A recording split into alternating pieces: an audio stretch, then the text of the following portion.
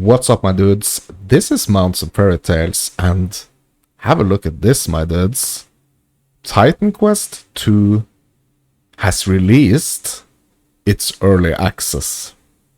So, this is a game that I have really been waiting for. If you've been watching my channel, some of my other content, some of my super early content, you would know. I mean, not only my earlier content, but also my later content. But anyway, I'm a huge ARPG fan. So, I've been playing a lot of Path of Exile 2. I've been playing a lot of Path of Exile. I've been playing a lot of Diablo. I have not been playing a lot of Titan Quest 1, but I have really been waiting for Titan Quest 2. Because Titan Quest 2 seems to be the ARPG that were set to be released like in the near future. That's like the most similar to Path of Exile 2. So I'm super excited to dive into this game and have a look for myself and see if this even comes close to one of my favorites of all time, Path of Exile 2, which is also in early access as we speak. So Path of Exile 2 has been out in early access for like 8 months now. And we are about to get Titan Quest 2 early access right now. So it's been a couple of days, like it's been 2 days since the official release of the early access Titan Quest 2. But I've been out and about doing business the entire last 3 days. So I have not gotten the chance to look into this at all, to be honest. So I was thinking, I mean, my dudes, I'm bringing you guys with me. Let's experience this. So I'm creating this video as a before I play video with reactions and commentary, obviously, what we are reading here, and also we are gonna see some videos later. So pretty much the only thing I've been like doing on this page is get the freaking game. Pretty much, like, this is something that I really hope is gonna be something that's gonna take up a lot of my time, as we are waiting pretty much for the next Path of Exile 2 content update, which is set to be released late in August. So that's at least like 3 more weeks, right? 3.5 weeks away. So let's see if Titan Quest 2 can be the game that's gonna entertain us up until the content update for Path of Exile 2. Let's see if that's gonna be the case, my dudes. Okay? So let's head into this, my dudes. This was a post right here. I'm gonna start with this post that was posted 2 days ago, August 1st. Today is August 3rd, as of this recording. Let's just dive into it. Face your nemesis. Titan Quest 2 Early Access starts now. So, Munich, Germany, and Vienna, Austria, August 1st, 2025. Sometimes the threads spun by the Moirai are tangled beyond mortal comprehension. Fate rarely reveals its design in full, and when it comes to the Titan Quest 2, we have kept you wandering in the shadows for long enough. Today, the veil is lifted. Developer Grimlore Games and publisher THQ Nordic are proud to proclaim that Titan Quest 2 will descend into early access on August 1st, 2025. That was 2 days ago, my dudes. So we are already in early access. So I haven't been checking out any videos. I got this notification, this push notification on my phone, and I saw that Titan Quest 2 was gonna have some news. That was last week. And guess what? They freaking simply dropped the early access right on our heads here. So let's get back into it. So carve the date into your stone tablets because your odyssey begins. Check sundial by the gods of Olympus. It begins now. So why still linger in the realm of words? Watch the Titan Quest 2 early access launch trailer and seize your copy on Steam or Epic before the fates change their minds. Okay, my dudes. So, I already got this. It's on download right now, my dudes. I'm gonna make some videos on this game. I'm gonna make some gameplay and commentary videos. Mounts and Fairy Tale style. But let's check out this launch trailer, my dudes. Before we do anything else, early access release trailer. Let's go.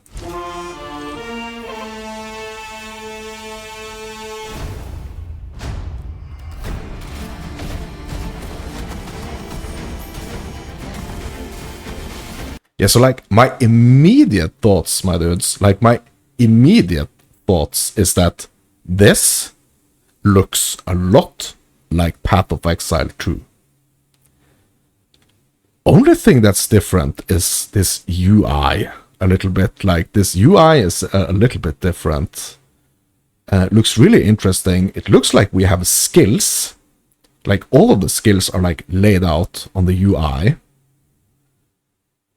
Like 1 through 8 here. So it looks like it's 8 potentially active skills we can have. I mean, it remains to be seen.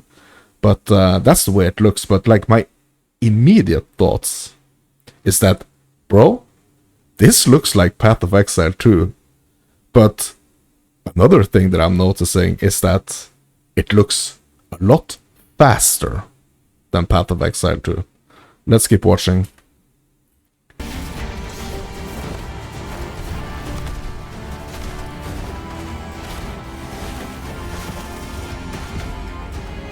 Oh, what the heck? Bro, is that something? Oh, and why does this keep popping up? Oh, so was that? Hold on a second here. Let's watch that slow-mo thing again. So is this slow? Like, is this a slow motion attack or is this just for the video? Like, look at this. Wow. Yeah, that looks insane. Okay, so I'm just gonna comment as we watch here. Okay, so it's not very much faster than Path of Exile 2. This is kind of like a little town here. Almost a little similar to like Diablo 4. Oh, we got some kind of whirlwind skill here. Ooh.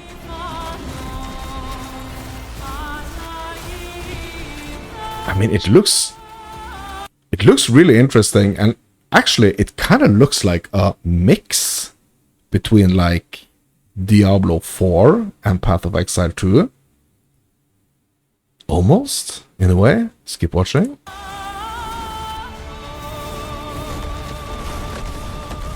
Ooh. That was it. Join early access right now. Yes, my dudes. We are about to join the early access, my dudes. And I have to say, just this little, like, small teaser right here, early access release trailer, it has my interest. It's like, we need to try this. Okay, so Titan Quest 2 has now stepped into the mortal plane. Available for PC in early access. Full 1.0 release is fated to arrive, yeah, at like a bit more expensive price, but you can get it now for a bit cheaper. By joining early access, you enter a world already brimming with content, challenge, and mystery. But it's far from complete. So Titan Quest 2 will evolve over time, shaped by your feedback and forged in the fires of community.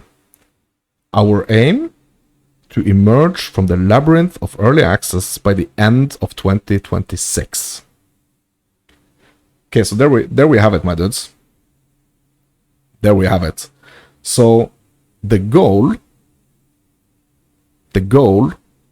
is that this game is gonna be like a year and like 4 months, so almost a year and a half in early access before the full release. But as every hero knows, no path reveals its full length until it's walked. Early access is merely the beginning. What fate have the Morai spun for the future of Titan Quest 2? Their tapestry is ever-shifting, threads twisting and turning with the choices of gods and mortals alike. We dare not to claim to know all that lies ahead, but glimpses have been granted. In the distance, whispers speak of a character creator where heroes may shape their form as boldly or as subtly as Hephaestus shapes bronze. Okay. Ancient forges stir with the promise of crafting and transmogrification, arcane arts that let you wield your chosen armaments while appearing as heroic as a demigod. New masteries await, shrouded in mystery, offering paths of power not yet walked. Realms unseen and foes unknown gather beyond the mists, waiting for champions worthy of their wrath. These are but fragments of the prophecy. The scrolls speak of much more, but their secrets will only be unveiled when the stars deem the time right. Okay? So we can learn more on the official website. And we have some socials here. Enjoy and stay tuned. Okay. So, I just have to say one thing, my dudes. So I used to play a lot of Elder Scrolls Online. And that game was actually also published. I don't know if it was like mainly published by THQ Nordic, but I mean THQ Nordic was involved in that game. So that also really excites me. Because if THQ Nordic stands behind this game the same way they have kind of like stood behind the Elder Scrolls Online, I'm really excited. So we have this post here that was posted the day before the post we just read. So this was posted July 31st. Excuse me. So this was the post before the release date was actually revealed, right? So this was from July 31st. Let's give it a read, and then we're gonna watch this early access gameplay deep dive video right here. So let's give it a read. Heroes, in past updates, we have promised more substantial gameplay footage. Today, the time has come to share this with you. In our early access gameplay preview video, we are showcasing a segment of our second chapter. The flooded farmlands. Okay, so there is gonna be chapters. I'm guessing the chapters is gonna be similar to like the acts in Path of Exile. Okay, so we will learn about our core combat design. The Ichthyan and Undead, or Ichthyan, I guess, like, is it Ichthyan or Ichthyan? I don't know. Let's say Ichthyan. The Ichthyan and Undead factions, our mastery system, showcasing Storm and Warfare, Respec and Rituals, and also the Hippocampus boss fight. Okay, my dudes, I mean, let's dive in. Early access gameplay deep dive video. Here we go. Okay, so this is a 12-minute video right here, my dudes. So yeah, I'm gonna see if I'm gonna pause it as we watch it, or if I'm just gonna comment. Hello and welcome to our early access gameplay preview of Titan Quest 2. I'm Balin Martin, lead systems designer at Grimlore Games. In this video, we will be taking a look at what you can expect in our initial release. Titan Quest 2's handcrafted... Okay, so some kind of like leap slam right there. The world is semi-open, allowing you to explore in any... And also you can see, that's kind of funny. You can actually see these cones. That's gonna show like where the enemies are gonna attack. direction you choose within the current chapter. Oh, we got some loot here. Okay, so there is gold. So I can see that there is gonna be gold. And also they are dropping some gear here. Our chapters, on the other hand, will be connected in a linear fashion.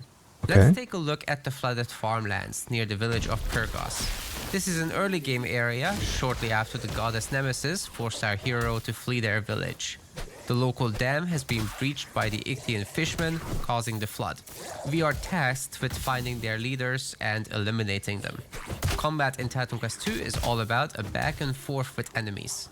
We carefully crafted animation timings to ensure that you can sidestep enemy weapon attacks. Enemy abilities are telegraphed and avoidable as well, and often come with an area warning on the ground.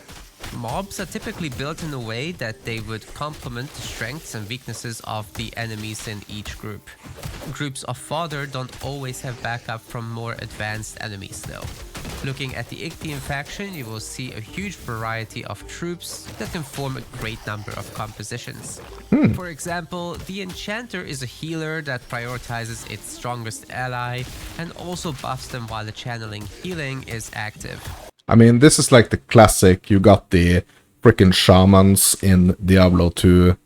I mean, you got like... Yeah, I mean, also the shamans in Path of Exile. You know, the one enemy that's gonna like try to resurrect or keep like the other enemies in the pack alive. Brutes frequently accompany them, as their powerful mace abilities and high health make for excellent synergy here.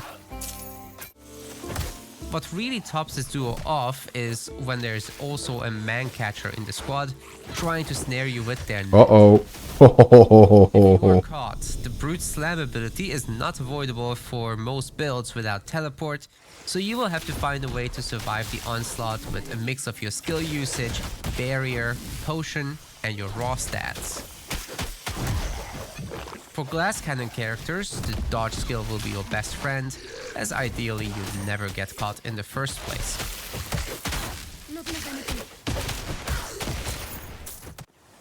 Okay, so they are actually trying to like capture you in their nets. That's really cool. I mean, they are like Fisher, like the Fisher faction.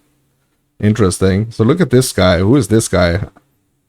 Submerging from the bog here. Ooh. While we definitely want the Crabs combat to be challenging and demand your attention, we also wanted to make sure you have a lot of choices about how you engage these groups. Do you take out the low rank enemies first? Perhaps target the flimsier casters? Maybe you can manage to unleash a flurry of abilities to take out a tougher single enemy.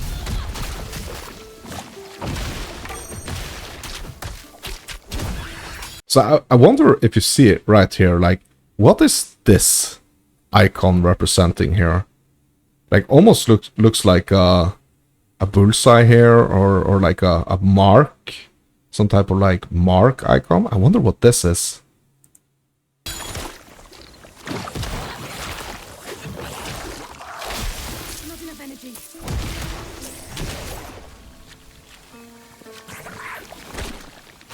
And on the big one here, like on the bigger one here, he actually has like 2 bars up here. So is this gonna be like his life and mana?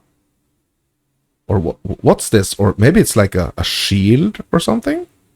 You can actually see it on the smaller one as well, but it's like a bit smaller, so it's a bit harder to see. I wonder if this blue thing right here, if this is a shield, or if it's like the enemy's mana.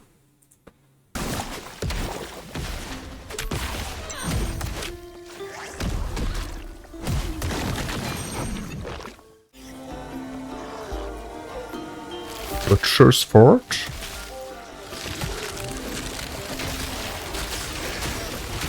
The Ictian leaders we are asked to hunt down in the flooded farmlands have particularly powerful abilities and are kitted out with a large number of them.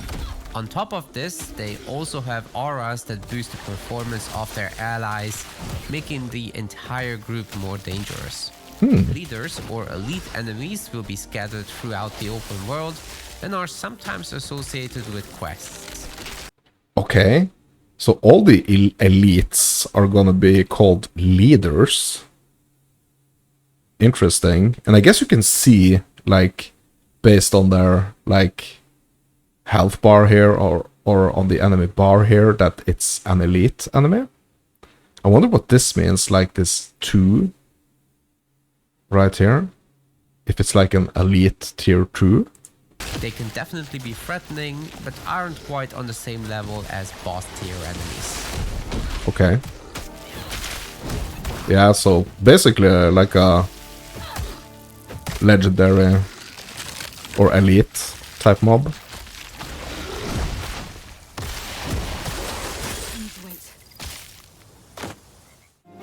When building your character, like in the first Titan Quest game, you will be combining 2 masteries to form your class. Within these, as you unlock new skills, you will mix and match skill modifiers to customize them to your needs. Yeah, so like I said in the beginning of this video, so I've not been playing a lot of Titan Quest 1. So this like combining skills to make out a class, this is a bit new to me, to be honest. And also one thing that I'm thinking, like when I'm just like watching how these like masteries are laid out, and this like bar on the side here, it kind of reminds me of Dragonkin, to be honest.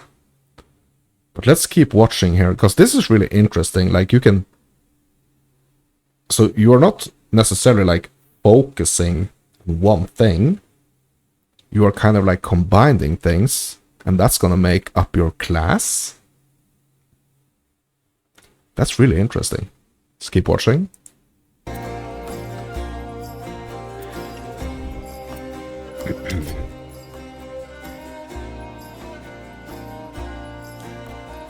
Beats, okay. Storm. Okay. Yeah, so right here there are 3 of them. Like it's the core, it's the warfare, and the storm. So I wonder if this is going to be different. Like, first of all, I wonder how many like character classes like initially there is going to be, or if it's only going to be like you start with a character and it's going to be all up to you like how you build it. But if it's only core, warfare, and storm for every character, that's not going to be as exciting as if there is like multiple characters, like multiple starting points. Yeah, I guess we're gonna have to see here. But this storm one looks cool. I mean, that's like all the people that are making ARPGs really love like the storm and lightning aspect of things.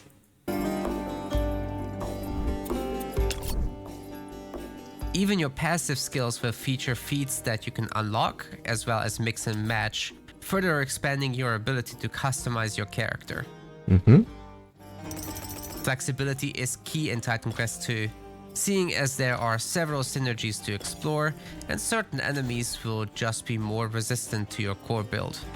To make sure you have this flexibility, we are allowing you on-the-fly changes to your skill modifiers at no cost, as well as skill point respecs without the need for a vendor. Really? Skill point reallocation will cost you, however. Okay. As for your main attributes, altering those would require a ritual, invoking the gods' favor. Okay. Yeah, and then that's gonna have like a gold cost. Your attribute allocation will determine what sort of equipment you will be able to use, as you would expect from any RPG. Titan Quest II, however, features meta attributes, which are a function of adjacent attributes. These will then boost select damage types. For example, you will be able to build a might and knowledge focused mage, allowing them to wear heavy armor while using a staff. Okay, so sorry. I'm just gonna rewind a bit here, because this is gonna be my first look at the inventory here. Okay, so we have like the classical setup right here. You can see what types of flask you're running. Flasks, sorry. And you can see the other gear pieces as well. I wonder if these like blue ones are gonna be magic, white ones is gonna be normal, and yellow ones are gonna be like rares. Really interesting, my dudes. It looks very promising. And then we have the just like straight up pack here, like inventory stash here. Okay, let's keep watching. While using a staff.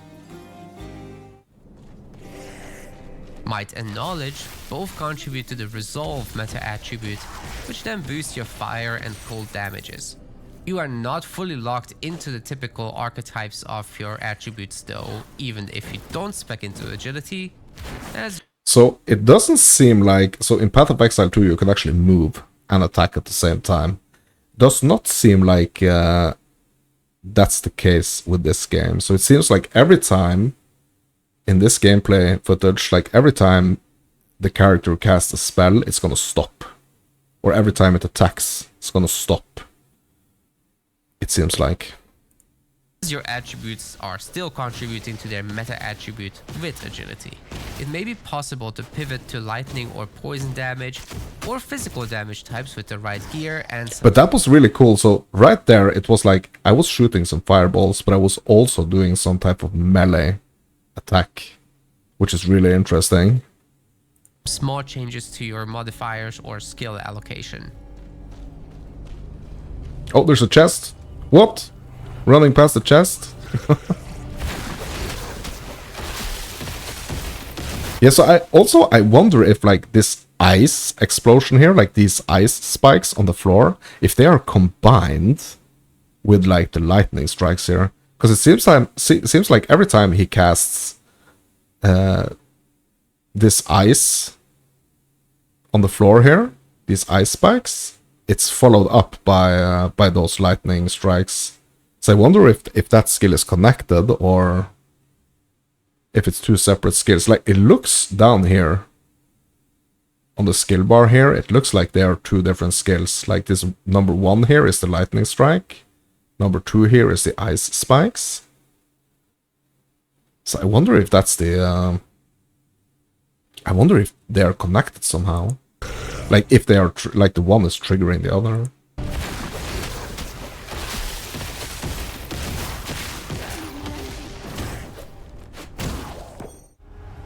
During your journey, you will come across this cave beneath a temple containing Titan Ichor.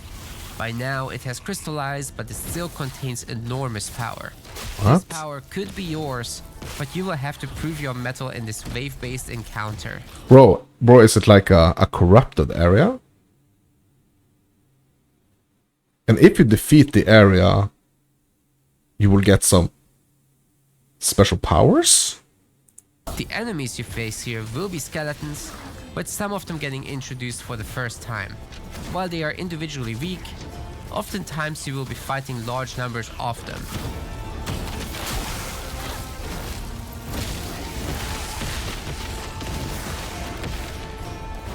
Okay.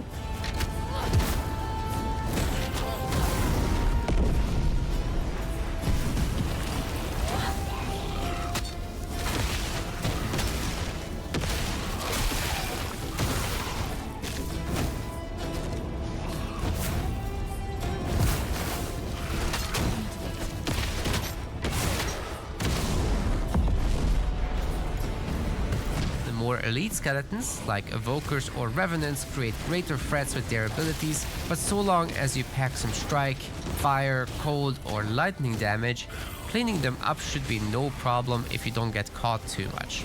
Especially the melee skeletons will be quite resistant to poison or pierce damage, however. Revenants can be particularly threatening, imbuing their allies with their own elemental damage type. Interesting.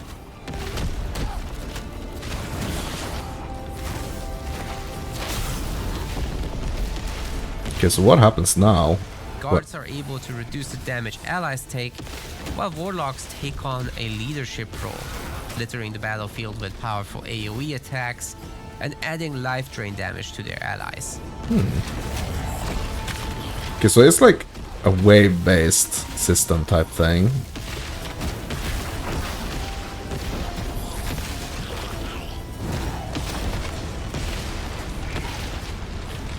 But I want to see what's gonna happen, like when this area is defeated.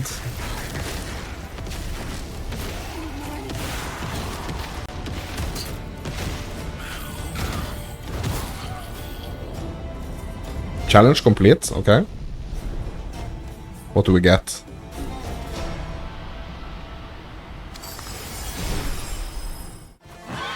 Okay, so they won't show us. Lastly, let's take a look at the Hippocampus, one of Titan Quest II's optional bosses. Okay, so this is an optional boss. This is not a campaign boss, I guess. I mean, it's optional, but you don't have to do it to progress the story. Her skills are much more complex than even those of the most elite regular enemies. This will demand attention from players, whether they rely on absorbing damage with a barrier, dodging just at the right time, or simply tanking with a perfect build that counters the boss. With our bosses, we want to make sure that players can pick up on ability patterns and thus allow them over time to more effectively take on these enemies without too much randomness in their ability sequence. Bro, that's... Bro, that's, yeah, that's a boss. I mean, we haven't done a lot of damage to this boss. With the Hippocampus, it's particularly important to time dodge abilities well, as overusing it will lead to certain abilities hitting you. Uh-oh.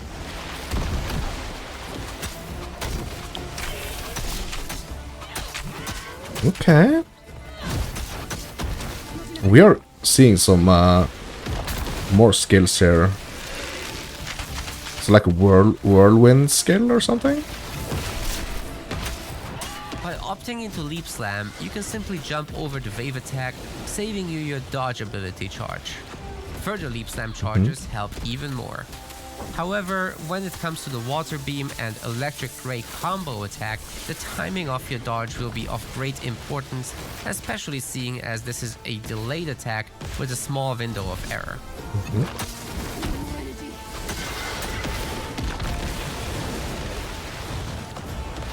Being an early game boss, the Hippocampus only has simple phases, gaining some barrier in stages as the main health bar depletes.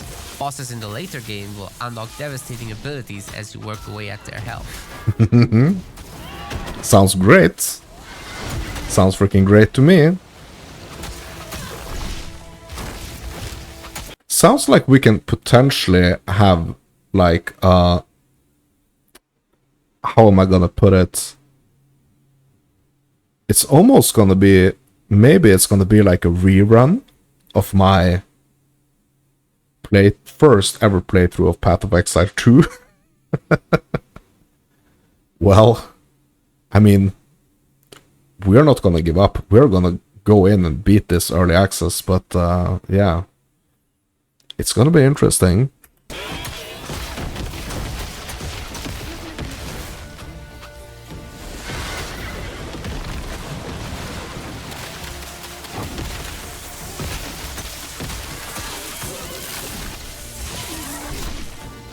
So one thing that I'm noticing though is that I mean, it's not like my initial thoughts are that like the fights are not as polished as Path of Exile 2. But So it is a little different, but it does look like they want you to learn the mechanics, and they want you to actually have to think and make decisions on the fly to counter these attacks. And at this point in the game, it does not seem like we are not super strong. We are chipping away at the boss, and it's gonna take some time, but that's also gonna give us some, it's gonna give us some time to actually learn the mechanics. And I kind of like the visual style of the game and of the enemies, even though it's like feels like a little clunky just watching this. I don't know if that's going to be the case when you play it, so that's going to be like the huge factor, if it's going to like feel like that when you are actually playing the game. So it's going to be hard for anyone, I think, to kind of like get all the way up there, like shoulder to shoulder with Path of Exile 2 when it comes to just like the straight up feel of the combat. I mean, that's super important in games like this. Like, it has to feel, combat has to be on point. But just watching this right now, it looks a little bit like clunky, if you get me. Okay, let's keep watching.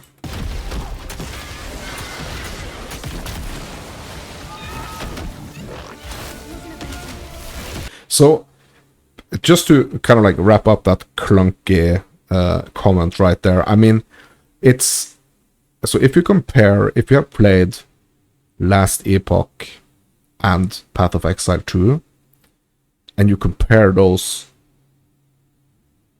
to each other, like one thing in Path of Exile 2 that like really gives you this feeling that you have more control over your own character's movement is the dodge ability, but also the ability you have that you can actually attack while moving. So that's probably going to be one thing that I'm going to be missing in this game, since that's like something I really, really love about Path of Exile 2. But if they release, like, we haven't experienced the story or anything yet, so we don't know anything at this point, or I don't know anything at this point. But if they get the movement of the character right, this looks like it could be... I mean, Path of Exile in general has amazing like boss design. But I mean, you're gonna be like hunting down a bunch of these like trash packs and stuff, and the combat really has to be on point for this to have like heavy replayability, for me at least. This and more awaits you in the early access of Titan Quest 2. Our initial release will offer you an introductory chapter as well as the Ictian chapter. The Okay. Earth, Storm, Warfare, and Rogue Masteries will be available alongside 50 enemies, 6 bosses, 9 main and 14 side quests, and much more. Okay. So we are not getting... So this early access is not going to be like the complete game. I mean, we already read that, like it's not. But okay, so here we have some specifics. So he just mentioned that there's going to be 6 bosses and 2 chapters. Let's have a listen. Let's listen back to that. Early access of Titan Quest 2. Our initial release will offer you an introductory chapter as well as the Ictian chapter. Okay, so it's going to be 2 chapters. The Earth, Storm, Warfare, and Rogue Masteries will be available Alongside 50 enemies, 6 bosses, 50 enemies.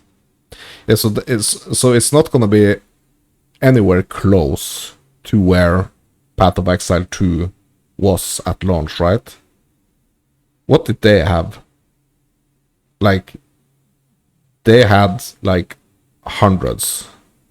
It was multiple hundreds. I don't remember exactly if it was like 200 or 400. Like, I don't, but like a bunch more.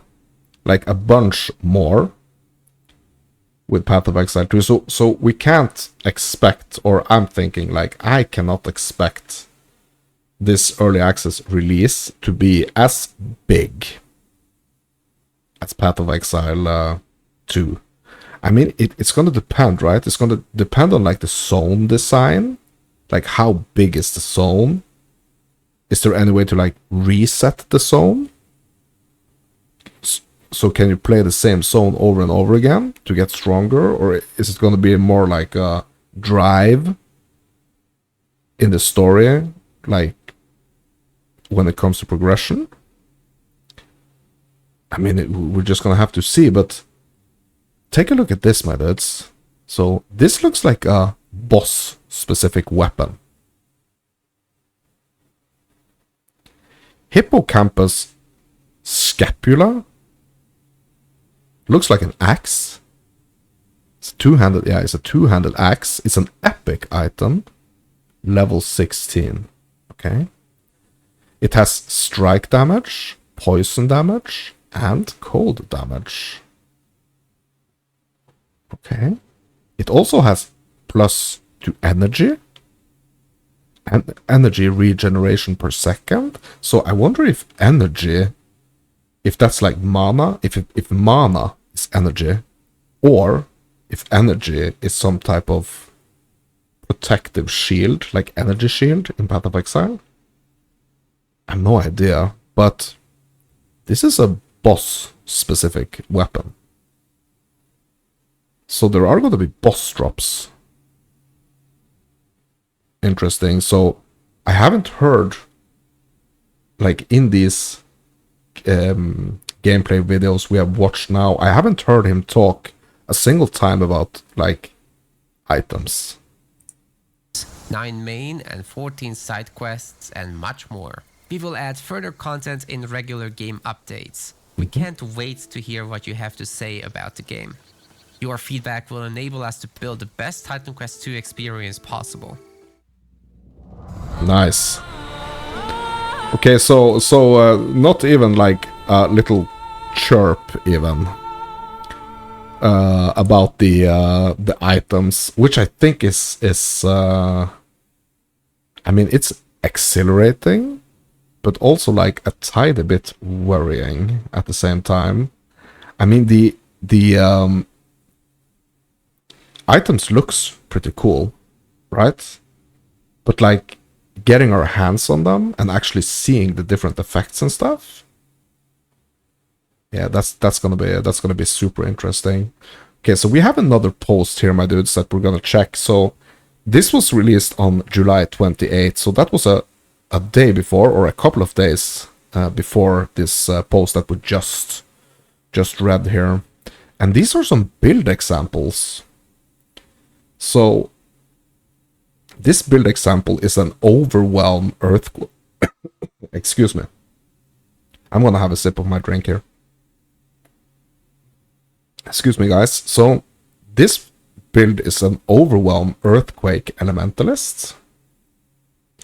Heroes, welcome to another build example. Before we get into it, we know you are eagerly waiting for news regarding the release. Bro, we have the release. Okay. So let's just jump to this build concept here. I'm not gonna... There are more build concepts down here, but I'm just gonna cover this one, or look at this one right here, because I don't want to look at every single concept, because I want to try to make my own concept as I play. But let's have a look at this build example right here. The Overwhelm Earthquake Elementalist. Just a short one here, 1 minute.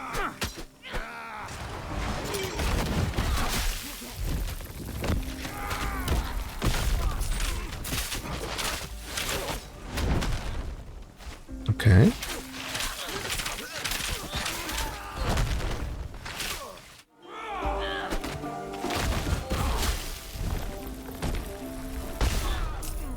Okay. So, all of the characters or all of the gameplay I've seen up until this point pretty much involve these, like, ice spikes.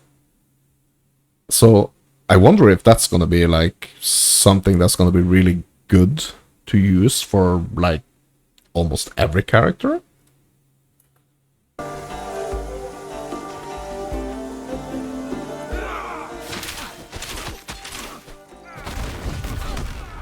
Oh, okay. Yeah, there is some... okay, so that's the earthquake skill, I guess. The floor skill there. Not the ice, obviously, but yeah. Ooh, okay. Yeah, so it is an AoE that kind of builds up and does a lot of damage.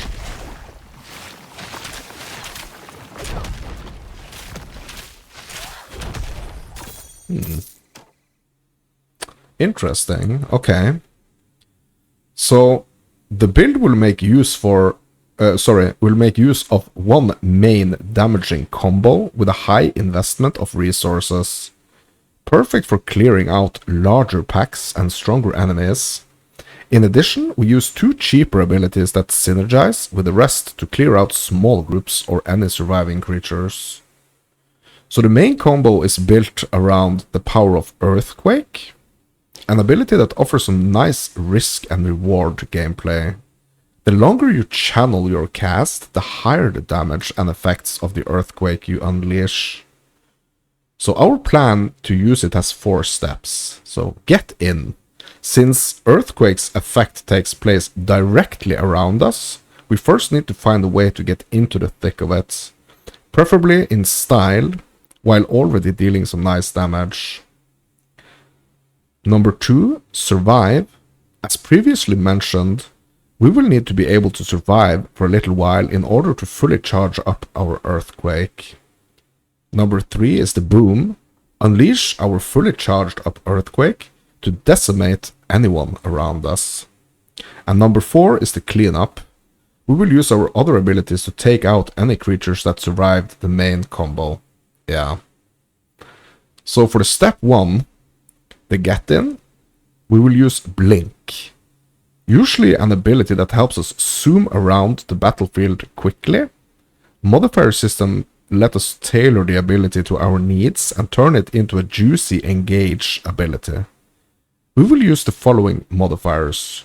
Thunder Crash. So instead of teleporting around, this makes us surge into the sky and then crash down from the heavens, hitting anything in our impact radius with decent damage. And then it's the Cold Explosion.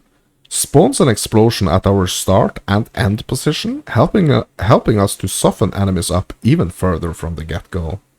Okay, so let's have a look at this. Can we have a closer look at this? No? Okay. Okay, whatever. Yeah, I'm not gonna zoom in on this right now. Okay, so the step 2 is to survive. While we could focus on more traditional defenses to make us more tanky, we will choose a more fitting route for an elementalist. Freeze all nearby enemies around us, which should give us enough time to channel up our Earthquake without getting hit too much. We will use Ice Nova with a Flash Freeze modifier. This makes sure we always freeze, increases the duration of our freeze, but also adds a hefty cooldown in return. Okay, so there's gonna be some some decisions to be made here. There's gonna be like a consequence to some of these skills. Step number 3 is the boom. Now it's time to look at our main damaging ability, the Earthquake. As we said previously, it charges up, which happens in stages, so it's a channeling skill, right? With every stage we reach, it deals more damage and can even stun enemies, should any of them survive.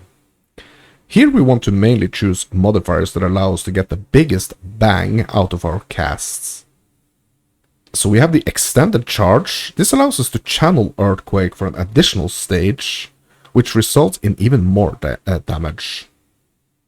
It also grants us Overwhelm stacks while charging up, which we can use to boost the Earthquake itself and also synergize with other abilities.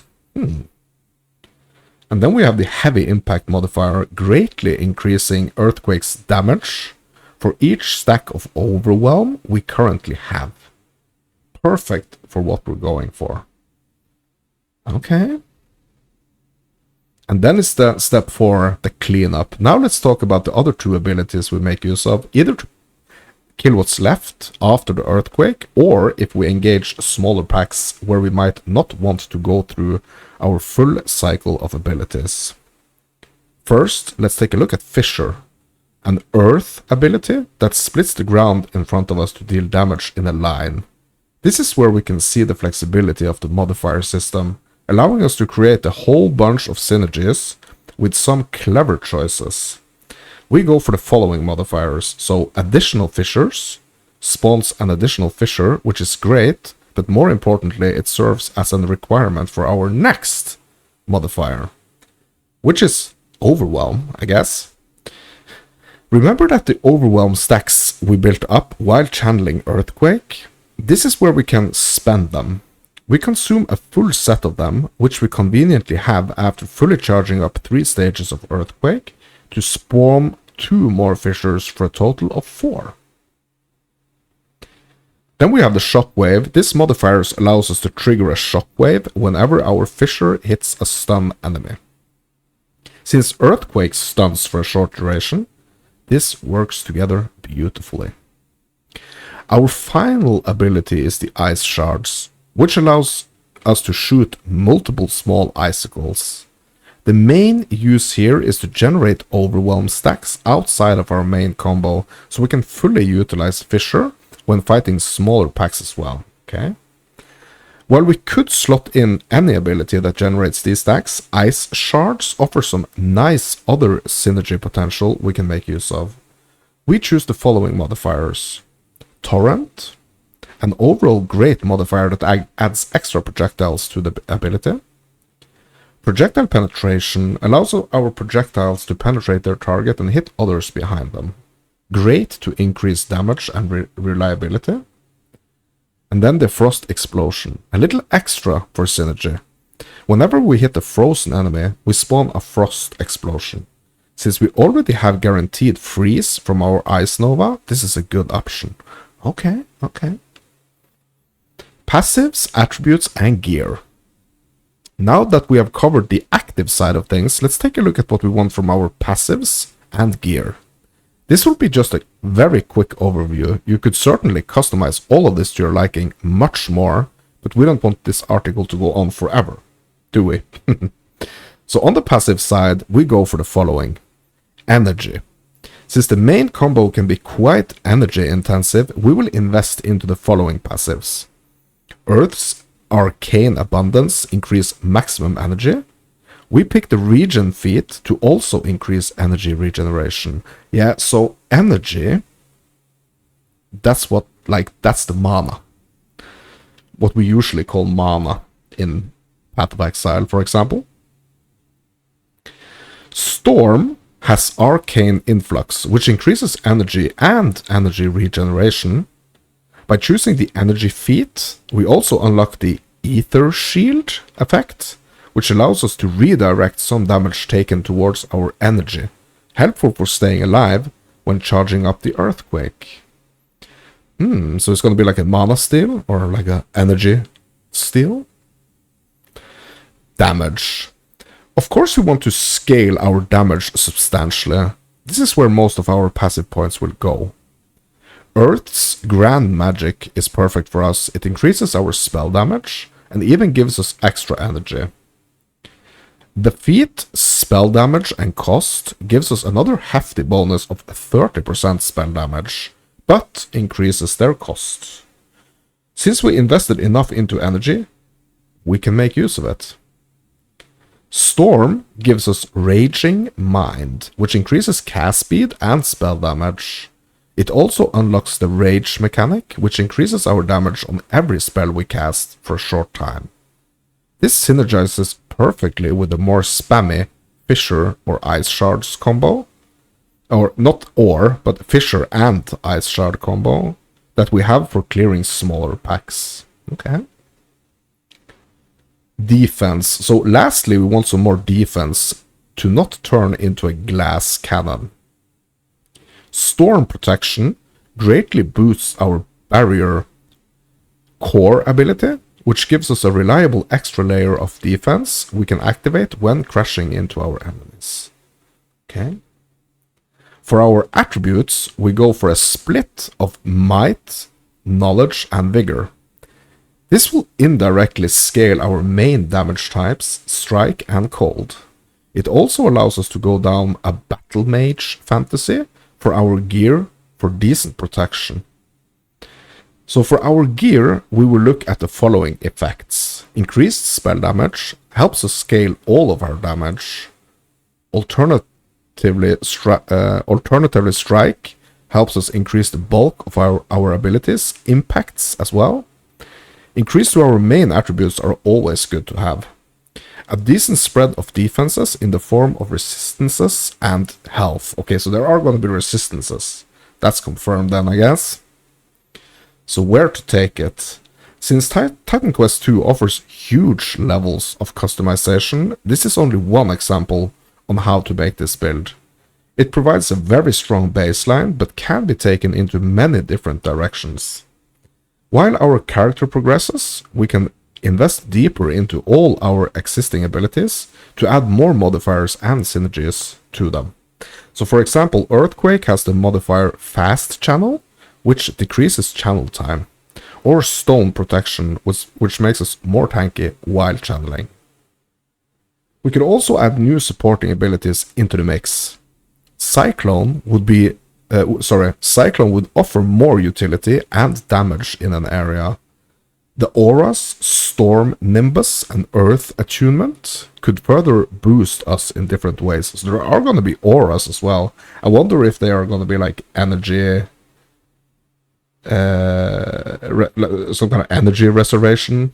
I mean, similar to mana reservation. These are just a few examples though. The choice will be yours. Okay, my dudes, so we have a couple of more builds down here, or build ideas. But I think that's gonna be it, my dudes, for this before I play video. I'm really excited to get into Titan Quest 2 early access. I hope you guys are too. I hope you enjoyed this video. If you like this video, hit me up with a like. If you want to see more content like this, consider giving me a sub. And as always, my dudes, I'm Mounts and Fairy Tales. You are you, and I really hope to see you in my playthrough of Titan Quest 2 Early Access. Thank you for watching.